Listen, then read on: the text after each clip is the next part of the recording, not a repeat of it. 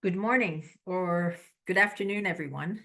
Thank you for joining us for the IURC North America webinar on circular public procurement in action, which is part of the activities of our thematic work network on circular economy. My name is Jacinthe Séguin.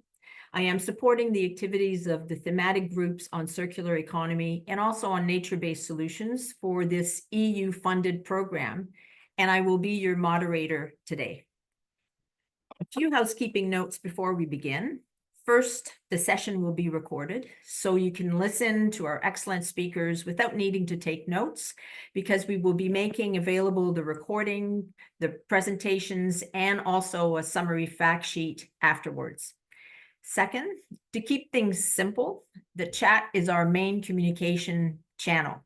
So there you can reach us, ask your questions, and also, very importantly, introduce yourselves. So as we get started, I would like to encourage you to introduce yourself and where you are from in the chat. And true to the mission of the IURC as an initiative focused on cooperation between cities and regions to advance innovation and sustainable urban development, we are very happy to see participants from all over North America and Europe today, and we look forward to your insights and questions following the presentations from our speakers. To get us started, with brief remarks and context, I'm very pleased to introduce Mrs. Magdalena Ciesielska, Deputy Head of Trade and Economic Section at the European Delegation to Canada. Magdalena, the floor is yours. Thank you very much. Hello, everyone. My name is Magdalena Ciesielska, and I'm very, very happy. It's my pleasure to welcome you all today on behalf of the EU Delegation to Canada for this workshop. So as Jacinthe mentioned, this meeting has been organized in the framework of the IURC project that is funded by the European Union. And the reason why we invest in the cooperation of the cities is that we strongly believe and we realize that cities play a key role in meeting our climate objectives in line with the Paris Agreement, the objectives that are shared between the EU, Canada, and the US. As you all know, urban areas are home to 70% of people, consume 65% of global energy, and produce 70% of CO2 emission. Our goal is therefore to involve cities in the promotion of green and circular economy of the future. The topic of today's webinar is green and sustainable public procurement. And as you will discuss today, public procurement is a very important policy tool at your disposal to promote climate and environmental policies. At the EU level, public spending on works, goods, and services amounts to around 1.8 trillion euros per year, representing about 14% of the total GDP of the EU. So this is a considerable amount. And that means also that public procurement contracted by public authorities can have a significant environmental impact. Some studies in the EU suggest that public consumption of investments represent over 30% of carbon footprint of some of our EU member states. This is just to say that public procurement really matters in greening our economies. It can be a challenge, for example, how to define some environmental criteria, but it's also a significant opportunity. I just wanted to say a few words of how the European Union is trying to promote green procurement in the EU. So the European Commission developed first voluntary green procurement criteria for several sectors, such as construction, food, catering services, IT equipment, and road transport. Then the Commission invested in gathering best practices in a helpline to national authorities. And this work fed into the Buying Green Handbook that explains how to include environmental requirements in a contract under the current EU public procurement rules. This can be also a useful reference if you want to have a look after the workshop. I must say that now the EU policy is now evolving into more mandatory requirements that will be applicable in the EU to some public procurement.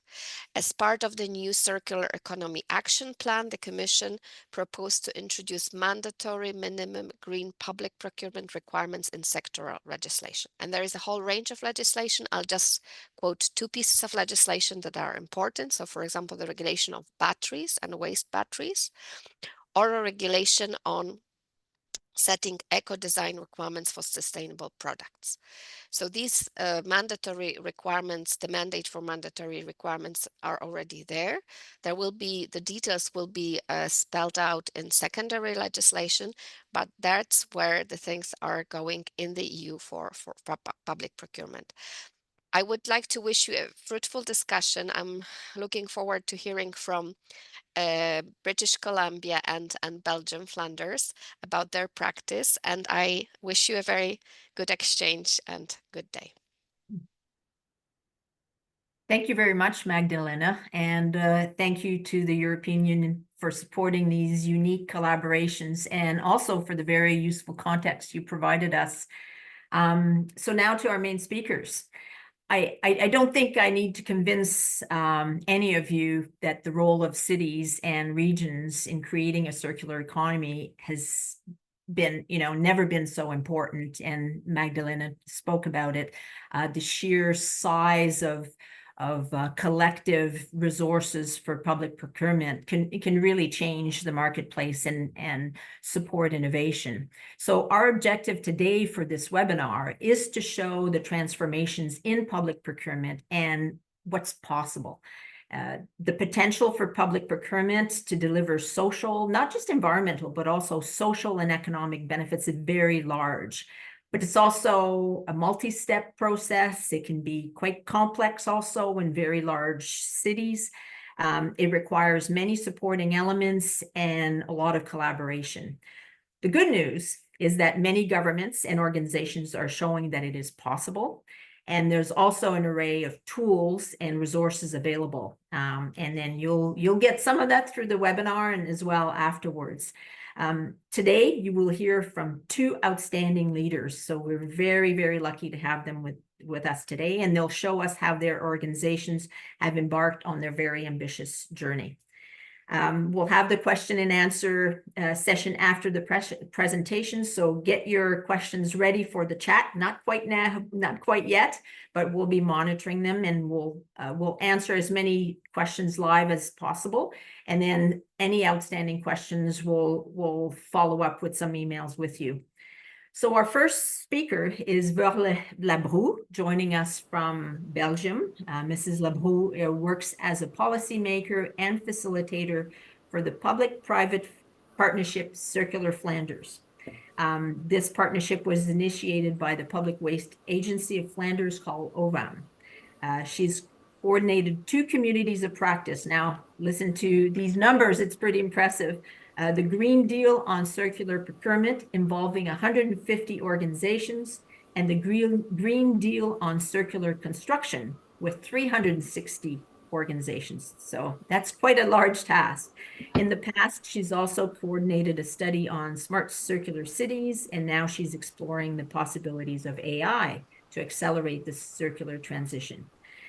She's also the leader of the Circular Procurement and the Circular Built Environment of the European Circular Economy Stakeholder Platform. I know there's an acronym for that. That's much shorter. So the floor is yours. Thank you for being with us. Thank you, Jacinthe. I'll share my screen. I hope you can see it. Yes, okay, great. Thank you. I think we are all here for the same thing. We all have an ambition to do better, to do otherwise. And if you see these numbers on the World Count website, you see that the number of consumers is rising and the number of tons of resources extracted from Earth are also rising, but also the waste. So there's a lot of needs to act and to get circular.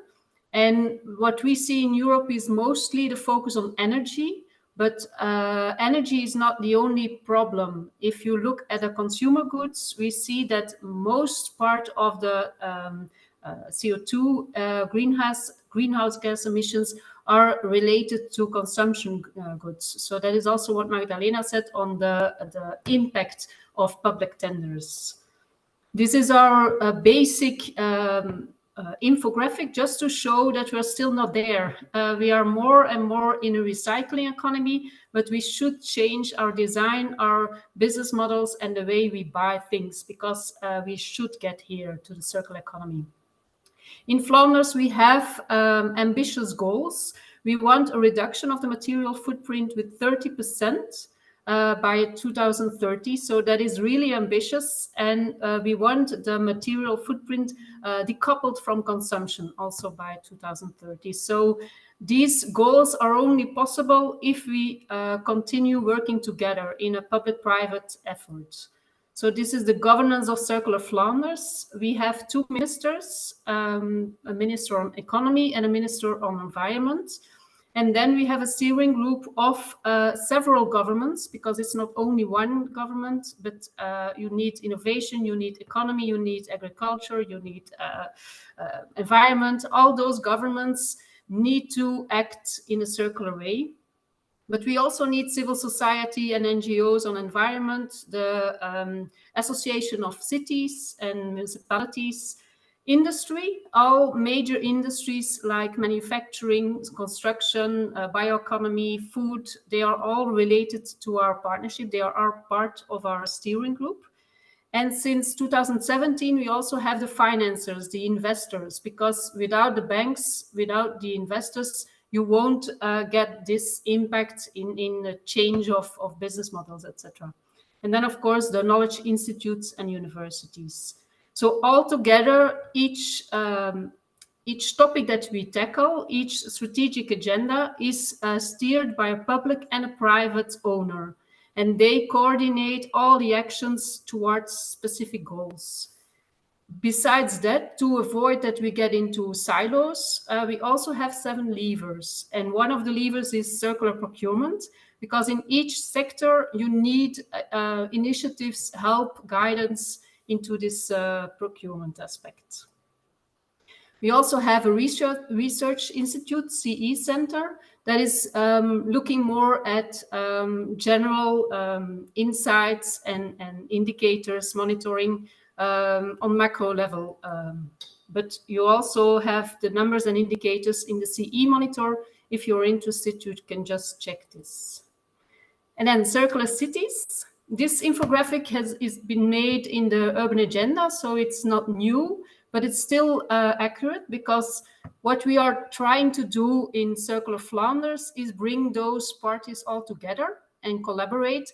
And that is exactly what a city should also do. It's not a task of the environmental service. It's not a task of the housing service. It's all together. All departments of a city should work together.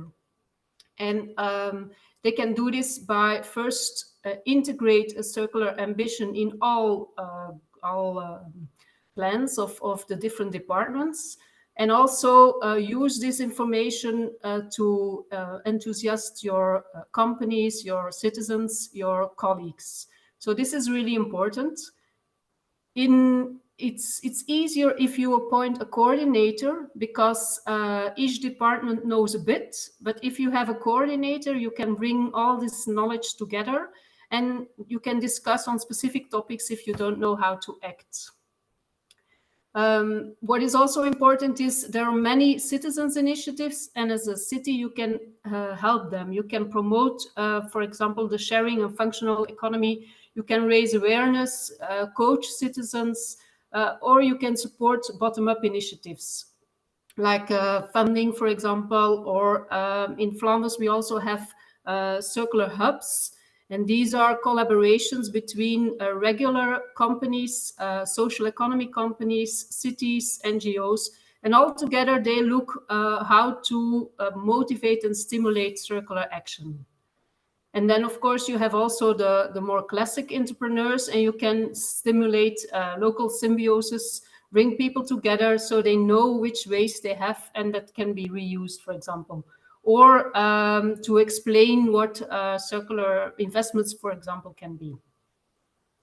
So all information is on our website, Circular City Governance, and also on the Circular Flanders website. We collected all initiatives from different organizations because it's not only us, it's a lot of organizations who are working on circular economy and cities.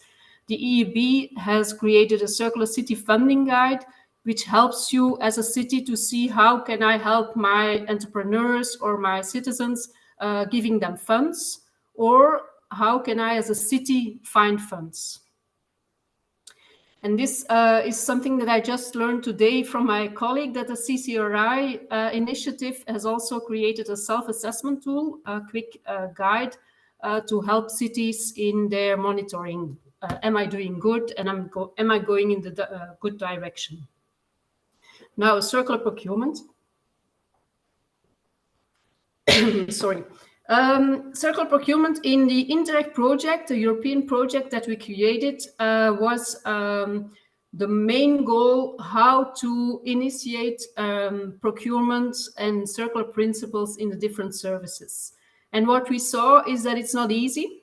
So what we made is several guidance templates for organizations to organize their own workshops, to work together with colleagues. And this is a way of how will you change your procurement service, your procurement colleagues, how to help them towards more circularity. And these are the different steps in a procurement process, which will be in a circular procurement process. There will be more time and efforts in the first step. How to improve the support base, how to convince and help your colleagues or your management. And in this template in the guide, you will find, okay, what are the needs of these people? What are the bottlenecks that they see? What cases are already happening? What can I learn from those cases? And what tools are there to help me? And in the guide, you can find all this information. But I'll go through it a bit. So the first one, improving the support base. For this, we already created another workshop template and a guidance. You can download it and you can use it in your own team. And it's working on the specific steps of the procurement. And then each, the group has to divide in several people. Some are supplier, some are procurers, some are policymakers, some are the financial department, some are the legal department. And then they have to see for each step, sorry, how do they feel about this change? If you want everything circular, how do you feel and what are the bottlenecks that you see? And so this is a really nice way to involve your colleagues and to inform and stimulate them. You can download it, you can print it yourself, and you can create this workshop at your own home. The next step, setting requirements. That is really about what are my real needs. If you, in your tender, describe, I need 10 shares because there's a meeting room that needs 10 shares, then you will get this. But if you say, okay, each week we have a meeting with 10 people, please provide the things that we need, then perhaps you get this. And this is another way of filling in the needs. But even if you go further and you say, okay, people need to have a meeting, find me a solution, then perhaps you can get this. So even less material. So it's just about how to set those requirements. And to help, we created a circular ambition chart. And this starts from the ambitions that you can set up as the beginning, and then give strategies to suppliers in which they can find answers. The ambitions, for example, the first three are really on the product that you buy now. How can you reduce the total amount of materials, or reduce virgin inputs? Or how can you extend the life cycle? The useful life, sorry. And then the two last ones are more in the next life. Will this product be reusable or recyclable? So this is this ambition chart, the ambitions, and then below you find a lot of strategies that you can use. And if you don't know yet how to start, this might be a good way, because then the supplier can say, okay, in my design, there's less material, or I can choose for renting or something like this. I'll show you some examples. So reduce total amount of materials. For example, the Flemish government has started with a new program in which they are sharing and reusing all the material that is already there. So you start as a city then, for example, with an inventory. What do we have? And from that point, you organize it so colleagues or other services can reuse the material. Last week I was in Utrecht, and there I saw a company that is really working for the different governments and cities, and they collect all furniture that is not used anymore. They repair it if necessary, and then it's waiting for reuse if someone in another department needs a chair, for example. So this is the first step, how to avoid new things. Another on the ambition of extend the useful life is the example of Mechelen, the city of Mechelen, where they chose for lighting as a service instead of buying those lights. But you also have the recycling shop, second-hand shop, that is now renting furniture for events, for example, that you don't have to buy those, that you can rent them. So you have different kinds of solutions for the same ambition. Another example is maximize reusability. If you focus on the design, for example, the design for this assembly, if you see the Fairphone can be is modular, and you can take it open, make it open, and repair elements, or change the battery, for example. But also for the chair or in construction, don't glue it, but make it possible to change afterwards. And especially a city, when you make a construction, most of the time after 10 years, there's a need for a change in your building. So think about it in the beginning, and use also materials that are able to be changed. Then another really important aspect in the process is the market engagement.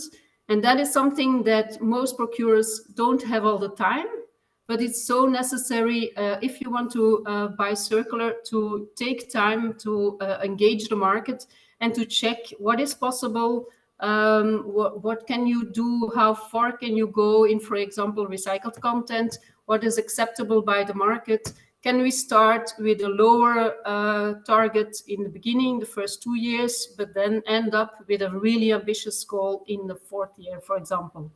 In this market dialogue, it's important to compare and to bring suppliers together to have a discussion, to know what is possible. And then setting specifications on our website, circularprocurement.be, for each product group, or the biggest product groups that we are working on, we gave some examples from that ambition chart, but also cases of cities, of private procurers, in how they bought this. And also if they're European labeling, for example, or studies, publications, you can find it on all those topics. This is an example.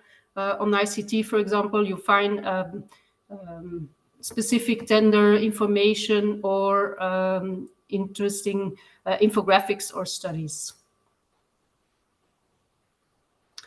Next step, really important and most of the time a bit forgotten, is the evaluation of the offers and the contract management. Once the product is bought, it's important to have a training or information towards the user, internal user, so they can check and follow up the promises that the supplier made. It's important that it's not a big ambition, and then in the end, the product, for example, cannot be repaired or is broken too early. So this is also important. Then learning from each other. As I said, the tools and the policy and the guidance are all in the on the website. I'll share the link of the project in the chat later on. And there's a compendium, and this compendium shows what we already have created and where you can find it on the website. There are also many pilot projects on specific topics, furniture, construction, waste, textile, and other, where you can find examples of cities or private organizations, mostly public organizations. What we also did was making joint statement of demand. What are the criteria for specific product groups that you can use? So you can find one on clothing, on office furniture, and on electric vehicle chargers. So what we also have is a LinkedIn group. And this is really important because this LinkedIn group is Circular Procurement Learning Network, is a place where you can ask your question and other procurers will answer or give you insights or information. And then the Circular Economy Stakeholder Platform. So this is the European initiative. And there we organize circular talks. Tomorrow is Friday, no, Friday morning in Europe. Is there a circular talk on circular procurement and digitalization, in which we will have speakers who bought refurbished laptops or made a website that is really with circular criteria, but also from TCO development. They will look at material passports, and VCG will explain how AI can help you as a procurer in making your proceedings more circular. And Marieke Weerdenstein, she's a Dutch coordinator of the Circular ICT Fair and ICT Pact. So it's an international network. On 11th of October, we will have a circular talk on affordable housing. That might also be interesting for you. I don't know if I still have the time for construction. Really short? Very short, very short. Yes. 1 minute. Just to show that energy is mostly seen as something that is now. So a lot of houses, they are stimulated to make new ones. But if you see this impact, new ones still have many big material footprint. So it's not always good. And there's also a website that you can check for specific cases, etc. This was the last one. Our secret ingredient, and especially talk to each other and take a circular coffee and talk to each other. This was my presentation. Yes. Excellent. Thank you so very much, Verle. As you can see, there's such a wealth of resources and information coming from your region in Europe. There's also some in North America, in the US and Canada. And this is a good segue to introduce our next speaker. And the reason why we paired those two speakers for our webinar is Verle would be able to present also a perspective from a regional and a very, what's doable in much larger centers. But we wanted to also show you that even if you're a smaller city, you can advance quite a bit and be a leader in this field as well. So our second speaker is Marcos Badra from the city of Richmond, British Columbia on Canada's West Coast. So thank you so much, Marcos, for getting up very early to do this with us. Mr. Badra is Richmond's program manager for the circular economy, and he's a strategic sustainability leader with over 15 years of experience in sustainability development, environmental management, and specializing in circular economy practices and emission reductions. He has led several initiatives across diverse industries and local governments, fostering collaboration and innovation. So Marcos, the floor is yours. Thank you. Thank you so much for the opportunity, and I will share my screen and start my presentation. That should be working right now. Perfect. Thank you so much for the opportunity. And after the great presentation that we saw now from Belgium, the Flanders, my idea is to show how we are implementing circularity in Richmond. To start our presentation, we in Richmond started working on circularity, moving away from the idea that circular economy is recycling. And we started our communication with visual and really practical ways to engage with our stakeholders and show them how circular economy can be implemented in different situations. Our approach started to show that the circular economy is a system thinking approach where we are going to not just use a new thing to achieve goal, but how that is connected with the ongoing work that the city developed in the last 20 years. You can see here a clear map where we identify the key, it's not all of them, but just the key strategies, policies, and programs that the city already implemented, and that impact in the material flows, in the energy flows in our city. From there, we implemented the practical idea to create what is the vision for the circular economy for Richmond.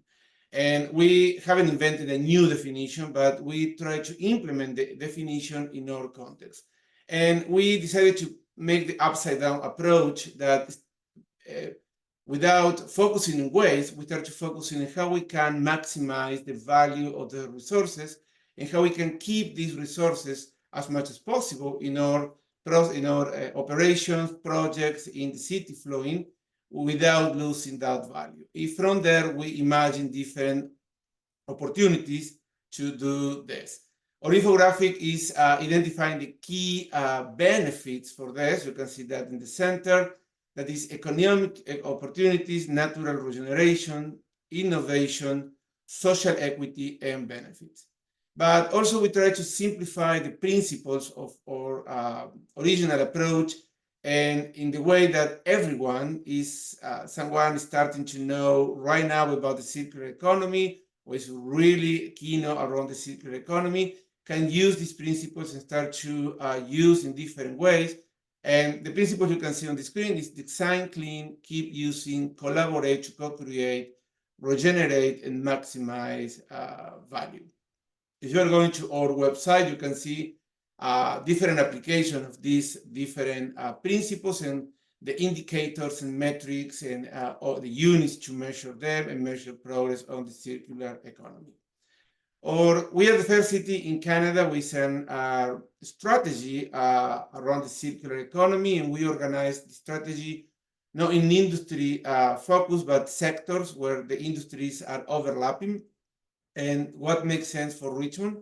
These 6 strategies, the strategical direction in our strategy, provide us guidance even when we are working in the corporate aspect, in city projects, or we are encouraging the community to pursuing a circular aspect.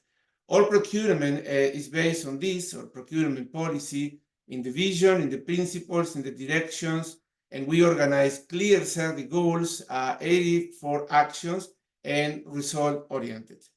All procurement policy is the first in Canada in this kind that includes circular economy criteria and principles and indicators to orientate our staff to buy things and to procure things or services.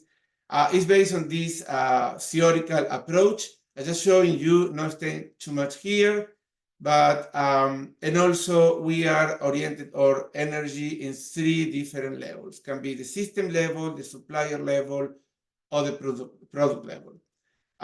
What we did is create a really well practical poster that every single manager or procurement staff can understand how we are implementing this theory in our everyday. We identified 10 strategies. We are launching in a few weeks a book for our suppliers as well, that you can go and learn deep on these strategies. Each of them is not the hierarchy, the number, but is 10 strategies that you can implement and understand how you can integrate circular criteria or ideas into the procurement activities. Each of them is providing practical tools and practical examples to our staff in each department in the whole corporation to understand how I can identify the best opportunity, or how I can take my first step, and how I can keep growing, and who need to help me, or who I can contact to go deeper in knowledge or in understanding, or even identify the new solution that is not clear for us right now. Taking an example of these of them, I will show you a practical way. The first is strategy in the chart is one bite at a time. That means we can change reality from the night to the day, and we need to identify where we have more influence and power on the flows of materials that we are using or taking decisions in our procurement activity. With this tool, we help staff to identify what are the flows and what is the value, and how we can influence in our procurement activity, and how we can identify the best opportunities to pursue in this way. After that, staff can identify the mapping, the value flow, where they are taking decisions internally, where is the value internally and what is externally, and identify from the beginning when we are taking decisions about how we are designing the product, or what the product is designed by the producer, or the services that we are planning until the end of life, in the internal context and also in the external context, where we don't have power to take decision without the city control. From there, we are identifying whether the loss value or the risk, and identifying the key actions that they can work with. And from there, we are identifying the value or the circular value opportunities, how we can use our procurement to identify these solutions and extend the life or sharing the platform or different business models under the circular economy. A clear example of this is, if you are not familiar with our geography, we are an island in the Fraser River and the Pacific Ocean. The island is sea level, and we are fighting with the climate change, because the ocean is rising and also the island is sinking. And we need to keep the dike system, is really similar with the Netherlands, very well healthy and very strong to keep the island dry.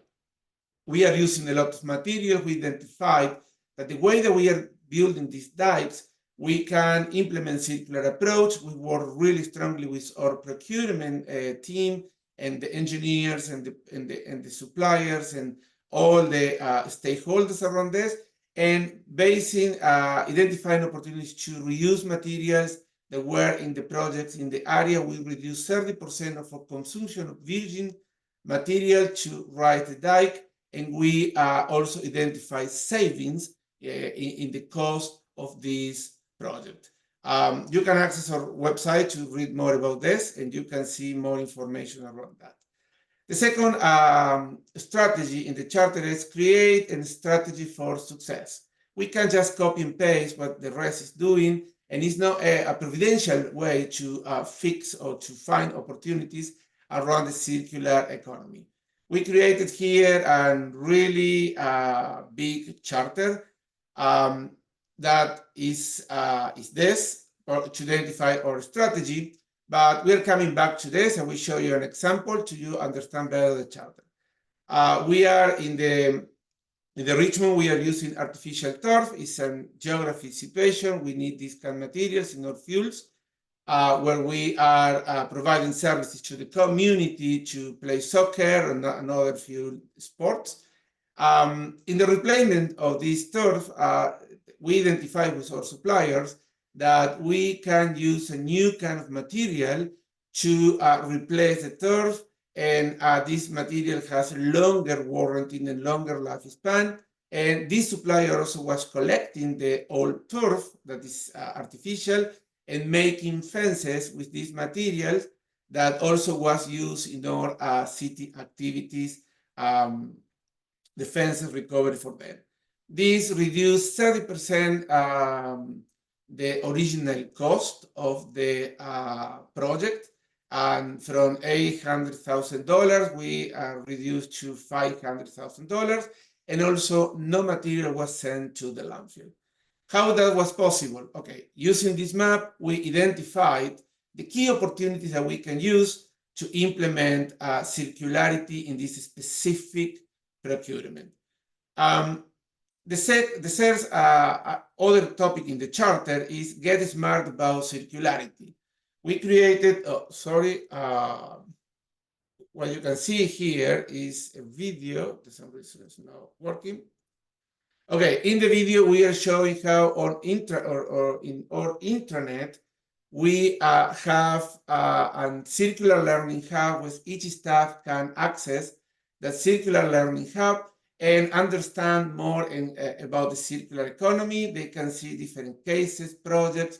We are collecting experience from other departments and making a really good storytelling narrative for everyone. Go and read and be more knowledgeable around the circular economy, and also creating the cross-cutting approach that each department can provide more understanding for another department, even the different actions about how they can implement circularity. A really important step also is talk with your suppliers and vendors. They are experts in what they're doing, and we need to share our expectations and our goals and our ideas around the circular economy and allow them to come with innovations and share with us what they are doing or how we can pursue in these pathways and identify together opportunities. This needs to happen in the pre-competitive space where we are going to identify common problems and also identify common solutions and going later to the market to have a healthy and competition to provide better services and products for the city. One specific topic, we engage with our community of architects and construction managers and companies to share our ideas and identify the opportunities early before we start to design the buildings or the facilities or the infrastructure. And from there, we are already also becoming knowledgeable to integrate in our procurement bit technical specification that is also providing better approaches around the circular economy. And the last one I am presenting today is break down silos. We can't keep things in the same way that we did in the last 2, 3, 4 generations. We need to rethink how we are connecting, how we are making businesses and challenging the status quo. One example, we started to create our material stock into the city, identifying, for example, the facilities, create the stock of furniture and all the pieces that we have into the city. From there, we create an inventory and we put that available for each department through the whole corporation. Instead to buy a new chair, we are also trying to identify how we can fix this internally or provide internally the products. You can see in the slide, a chair was around $600, and to take the chair was between 3 and 4 weeks. After using this new approach, where we are breaking down silos, we are paying around $230 per chair, and in 1 week, that can be the time that we can expect the chair be provided with high quality and good performance.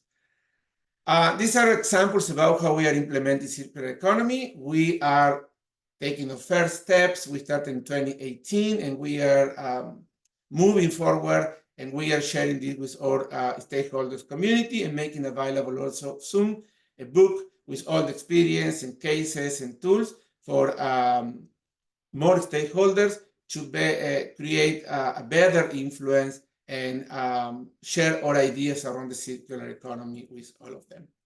If you have any question, please, you can contact me, circulareconomy@richmond.ca, and I can share more information with you.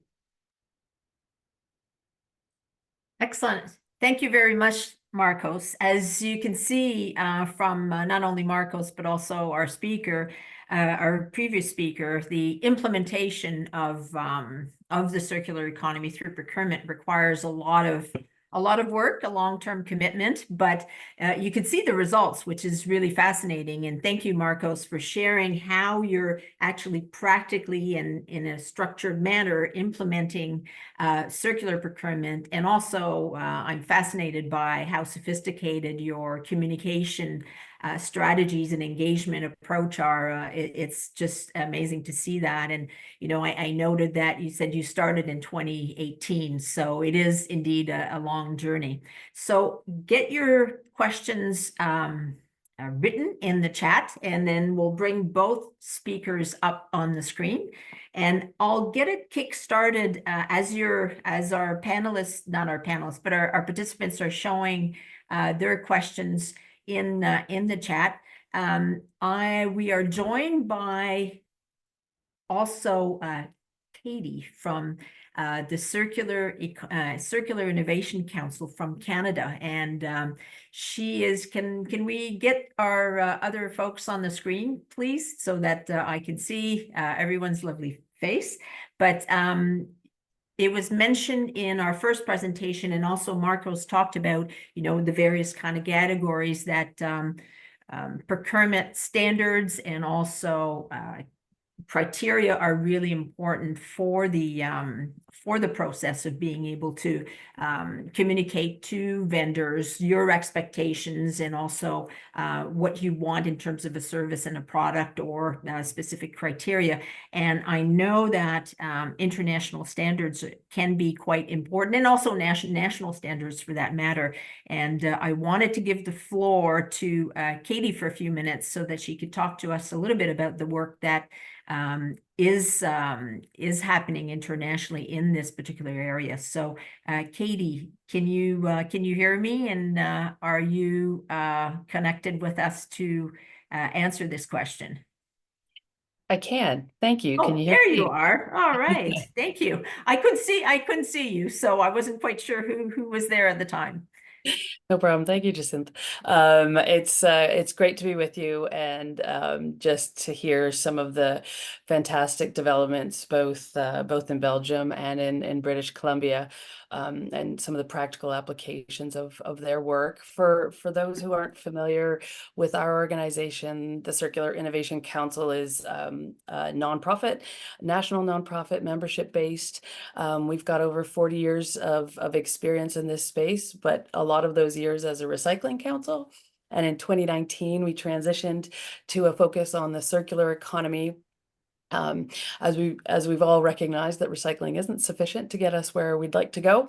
And we really are focused on 3 pillars of action: policy and advocacy, resources and services, and programs and pilots that help our stakeholders take action on a circular economy. We are multi-stakeholder based, so we do have a lot of municipal and other levels of government in our membership, in addition to the private sector, large and small, and a lot of different community and business stakeholders as well. So early on, we recognized that procurement was really the key enabler, or one of the key enablers to drive demand for circular solutions, and that's why we launched our circular procurement efforts back in 2019. And part of our journey has been to partner with a number of leading European organizations, including, for example, the Circular Fair ICT Pact, which is part of the UN One Planet Network, and other organizations, to sort of bring those learnings into the Canadian environment. And as everyone knows and has heard today, you know, we also recognize that supporting the collective buying power of cities and regions is a key focus of our work. In Canada, that looks like about 320 billion. So not quite the same scale as the European Union across the board, but really municipal and city public procurement is about 80% of Canadian spend, and given that they all buy similar categories, we are committed to simplifying circular procurement for cities, as well as de-risking that to accelerate this demand. So we've sort of got 3 pieces in the puzzle. The last one is the one I'm going to speak to that Jacinth was mentioning. We have launched Procure for Circular, buying groups that are really focused on simplifying in a lot of these common categories, how we can support municipalities and make it easier for them. And we're learning from leaders like Marcos in BC, as well as all the amazing work that's been done in Europe. We're starting with ICT as a sector because of our connections and partnership with CFIT, the Circular and Fair ICT Pact. But we're also going to focus on building and construction and renovation because we are getting a lot of demand in that space, and we know that there's a lot of movement in this space. This is being explored in more detail, and there will be a lot of supports provided at our upcoming Circular Economy Summit. So that's 2025 in Montreal, April 15th and 16th. Just that I wasn't sure if you were going to speak to it, so I just wanted to mention it quickly if I could.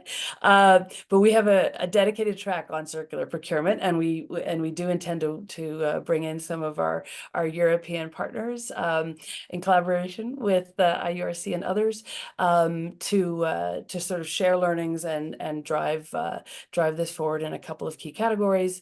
The work that's keeping us extremely busy at the moment, and that Jacinth was referring to, is our support for Public Services and Procurement Canada. We're supporting them with stakeholder engagement and consultation around a green products database pilot project that they're launching, really with the focus on simplifying the identification of environmentally preferable products. And the primary way they're doing this is through eco labels and standards. So a lot of the work we are doing is trying to identify this wide range of eco labels and standards to support this initiative in a variety of categories. But through that process, we're also able to identify how many of these eco labels and standards are incorporating circular criteria as they advance their standards and certifications. And that's something that we want to bring to the circular procurement community. We're not sure it's going to meet all of the goals of circular procurement. It's a starting point, and we do recognize that simplification of this making it easier for buyers to identify products that are environmentally preferable is an important part of that. We're not sure it's going to get us all the way that we need to go, and we'll be reporting back on that. So I appreciate the opportunity to let everybody know about it, and happy to answer questions on that as well. Excellent. Thank you so very much, Katie. I think Katie answered a question that was posed to us by one of our members, Giorgio Scavino, who couldn't be with us today. I don't think he was able to join eventually, but he did ask whether or not there was a single register or centralized list for green procurement at the European or global level. But the answer to that is there is quite a few resources that are going into that direction. And as you mentioned, and also as Virle mentioned, there's networks and buyers groups that are now developing or very operating more broadly, more and more. So I think those are great resources, and we'll share them with you after the webinar. I want to move to Nures Kaha. We have questions from the floor, so I'll let Susanna bring the participant to the screen so that we can hear the question. And it's a question for both our speakers, actually. It's an excellent question. Thank you, Katie. Go ahead, Nures. Oh, thanks, Susanna. Thanks, Jacinth. Hi, my name is Nures Kaha. I'm actually in the Greater Vancouver, BC area. So appreciate Marcos and Viri's presentations. So my questions for both, and perhaps Katie. It's kind of a long one. I'll try to articulate as best I can. I guess, how do you convince or get buy-in from, I guess, the decision makers, so the people that are sort of putting, especially at the government level, or even at the private sector level, putting the budgets together for certain aspects or projects. So, for example, if there's a strategy now to incorporate circularity, and right now, potentially there's upfront costs that are quite maybe potentially cost prohibitive. How do you get buy-in from those decision makers to say, hey, look, this is the right thing to do? Because we can talk about several examples of projects, whether it's a new bridge crossing or what have you. I know that involves the provincial or federal governments, but essentially it's all one and the same in terms of convincing the decision makers. So I'll leave it at that. Hopefully that makes sense. And yes. If you need me to clarify, I can do so. Thank you. So how about Virli, you tackle this one first, and then we'll go to Marcos after. Yes, an important addition to this question is it doesn't mean when it's circular that it's more expensive. That is a really important aspect. So, okay, there are products that are more expensive, but even then, if you look at the whole life cycle, it may be that it's less expensive. The biggest problem that we see is that the financial service or financial department isn't used in, for example, changing from procurement to rent, or to reuse old furniture or old computers. So it's really about training them the possibilities to integrate this in their books, rather than convincing them that it will be more expensive.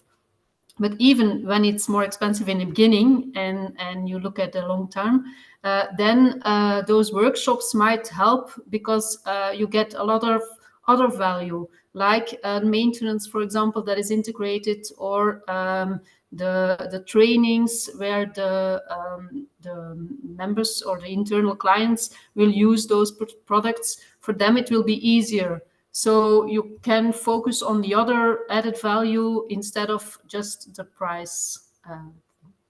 Excellent. Marcos, what has been your experience with getting buy-in from decision makers or even politicians in your area? Well, I'm talking about the politicians, but from all operations, we learn by engagement that the primary or the first assumption that everyone has around the circular product is more expensive. And after hundreds of experiences trying to track using the total cost of ownership or other tools that let us understand the whole cycle of the product, we identify that normally is no prime cost associated with the product. However, yes, in some cases we can identify products that they are more expensive, but we need to clearly first identify what is the real need that we are going to satisfy. And from there, identify what is the impact without this product, and how that the community is going, because we are focusing serving the community, is going to leave this impact, and how we are going to minimize that. Putting all the information on the table, engaging the good conversations without polarizations, and using really good mapping ideas, tools to identify all the components is easy to navigate this. And real good example I can provide, when we implemented the reclaimed asphalt pavement project for city roads, normally for highway that is so easy, but we started with the idea that is prime cost associated, never we are going to be able to do something like that. Engaging the whole industry, consultants, producers, people inside the city, the engineers and everyone, we identify that it's not just a prime cost associated, but industry was ready to implement this approach. And we are paving the roads using this material. We are the first city in Canada using high level of reclaimed asphalt pavement, with performing in the same way that the virgin material, in some cases better. And that's in case that we are sharing with our stakeholders, say, look, this case, how we are navigating now is in new situation to identify this opportunity. But conversations and transparency is critical to work together and take the best decision, make the best decision around this. Excellent. Thank you very much. We do have one last question that unfortunately we're not going to be able to field to you live, but we'll try to get an answer for Sophie Oliver through email. And Sophie was asking whether or not it was difficult, or how were you able to demonstrate the environmental benefits of the circular procurement strategies, which could often be a bit trickier to prove or to demonstrate than the financial or economic benefits. But we do have to close now, so we'll exchange and try to get the information to everyone on that. I would like to thank everyone for their participation, and especially for our speakers for very high level and excellent presentations. I think you showed us that we can be inspired, that it is doable, and there's a lot of resources and collaborations that are possible to achieve those circular economy goals. So thank you very much. If everyone would like to stay online for 30 seconds, we'll ask you to fill in a very short survey about the webinar, and so that you can also give us your ideas and recommendations for the next one for this thematic group. So thank you again for your participation, and I'll turn it over to you, Susanna, for putting up the survey. Thank you, everyone.